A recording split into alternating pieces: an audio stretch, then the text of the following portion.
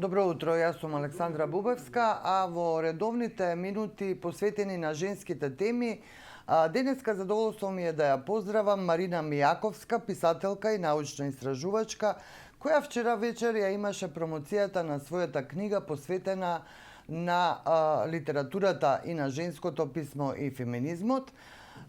Мислам дека е важно што се повеќе научни трудови се пишуваат во врска со женското писмо, затоа тоа е и дел од причината што се разбира ја вклучуваме во денешниот утрински брифинг. Марина, добро утро и благодарност за вклучувањето.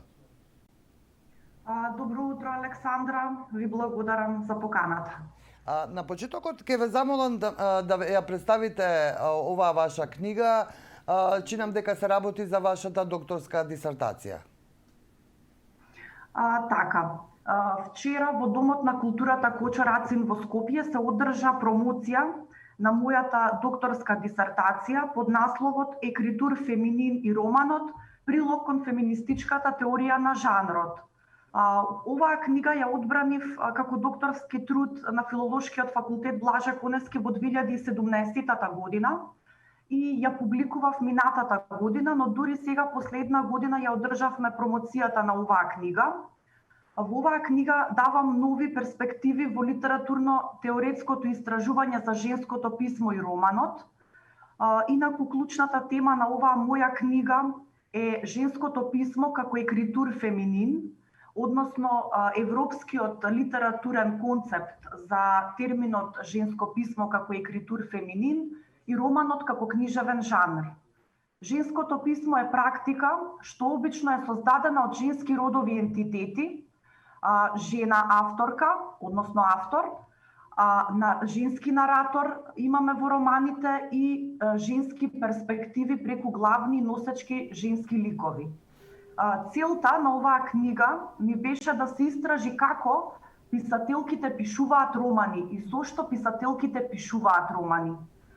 Екритур феминин има субверзивна, односно подкопувачка моќ и прави одстапки од стереотипните дискурси и на тој начин се создаваат одредени разлики во романите кои што ги пишуваат авторките, жените.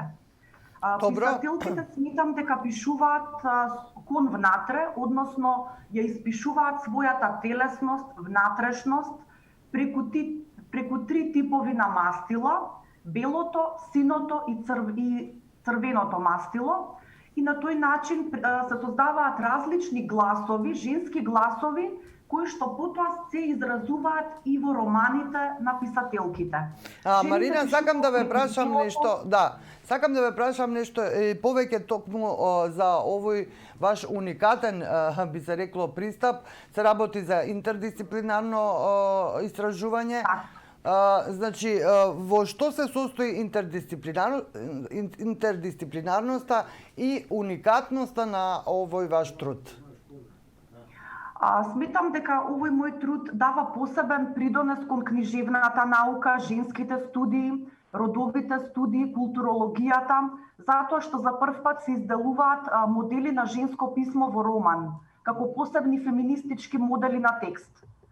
Клучната цел ми беше да покажам дека откривањето на овие три модели на женско писмо во роман, што ги нареков женско писмо, ткаење на текстот или женска пајажина, потоа вториот модел герила женско писмо и третиот модел е субверзивно јазично женско писмо. Овие модели се универзално применливи врз романи од светската, но и националната книжевна продукција кај нас.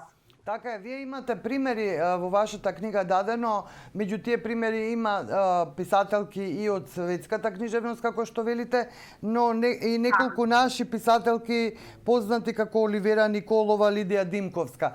Па можете ли нешто да ни кажете, особено еве за македонските писателки, како ги истражувавте, до кои заклучоци дојдовте?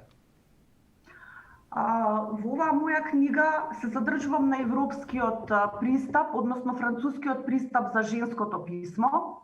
Затоа анализата ја направив врз романи од англиската, француската и македонската книжевност. Иако можам да кажам дека пред се најмногу ја истражувам македонската книжевност кај нас, бидејќи живеам во овој културен контекст. Создавам јас како авторка во македонскиот литературен контекст, така што постојано ги следам и ги истражувам нашите авторки. Посебен акцент ставам на романот Куклите на Росица од Оливера Николова и романот Скриена камера од Лидија Димковска и помеѓу од Ирена Јорданова, затоа што сметав дека овие авторки оставаат посебен белег во прозната продукција кај нас, бидејќи во нивните романи ги најдов токму тие одлики, женски, стилски, формални, тематски одлики, преку кои што ги изведов овие три модели на женско писмо во роман. Добро, и кои се тие, можете да споделите за нашите гледачи кои што не се нели толку научно влезени во оваа тема, но сепак еве тоа е и добра препорака уште еднаш да се препрочитаат овие романи.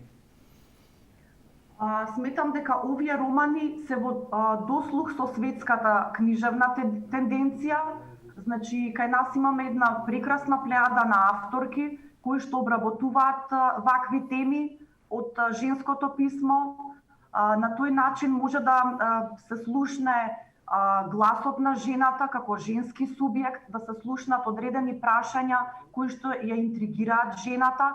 Значи, авторките како Лидија Димковска, Оливера Николова, потоа Ирена Јорданова, Ќурвезировска и така натаму се авторки кои што навистина имаат одлични книги, од кои што може да се осознаат многу прашања поврзани со феминизмот, женските движења, позиционираноста на жената во општеството како субјект.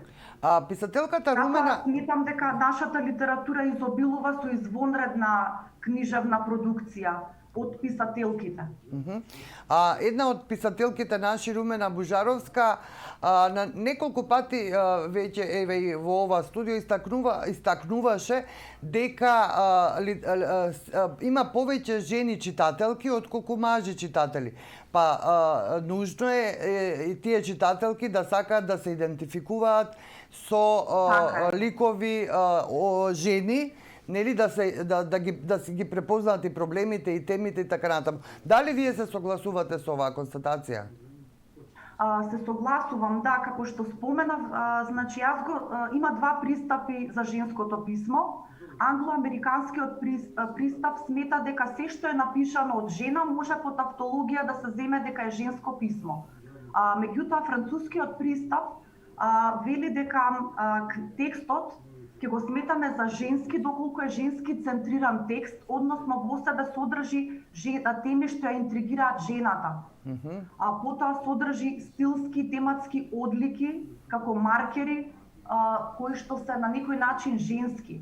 Како што кажав, авторките продлабочуваат длабоко женски ликови. Преку тие ликови тие ја прикажуваат денешната позиција на жената во општеството кај нас. Затоа читателките сакаат да ја читаат оваа литература од нашите писателки, затоа што преку тие женски ликови стекнуваат одредени знаења и за самите себе, како жени, како личности во овој културен контекст. Така. Марина, дали ќе продолжите и понатаму да истражувате во оваа област на феминизмот, на литературата, бидејќи ова не е ваша прва теоретска книга што се занимава со женската литература? Да, навистина тој порив го носам уште од моите студии, бидејќи оттогаш навистина посебен акцент ставив на феминистичките движења, на женската литература. Јас како авторка уште во мојата прва поетска книга од 2010-та, насловена како Номадска душа, имав еден поетски циклус во оваа книга со песни насловен како Женско писмо.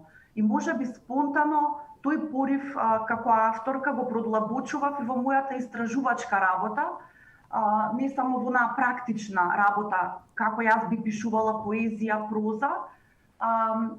Исто така можам да кажам дека пред да ја направам оваа книга, изработив еден магистарски труд, што е исто така една уникатна тема, насловена како Модели на родовата идентификација. Таму тргнувам од аспектот на родовоста, каде што издвојувам два модела на родова идентификација, стереотипен и субверзивен. И потоа, врз основа на таа тема, јас потоа ја изработувам и оваа докторска дисертација со тоа што покажувам дека различните родови идентитети создаваат и различна текстуалност. Така, времето ни истече, Марина. Ќе создаде различен текст или различно женско писмо. Така е. За жал времето ни помина предвидено за овој разговор. Јас уште еднаш ви честитам на ова ваша нова книга. Станува збор за Така е, ја оваа гледаме. публикација за која што денес имавме чест да разговараме. Навистина ми беше особено задоволство да разговарам со вас. Благодарам исто така. Се надевам дека повторно ќе се слушнеме за некој ваков повод.